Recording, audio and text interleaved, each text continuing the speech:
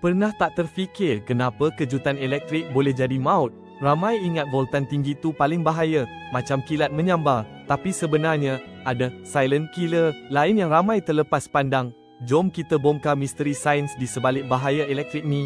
Bukan voltan bunuh, tapi arus elektrik. Bayangkan paip air. Voltan sama dengan tekanan, arus sama dengan jumlah air. Tekanan tinggi tapi air sikit, tak bahaya. Air melimpah, walau tekanan sederhana, boleh lemas. Sama dengan elektrik, badan kita cuma boleh tahan arus tertentu. Terlampau banyak arus, walau voltan biasa, tetap boleh maut. Aruslah faktor utama bahaya, bukan voltan semata. Arus elektrik, walau sekecil mana, boleh kacau sistem saraf dan jantung kita.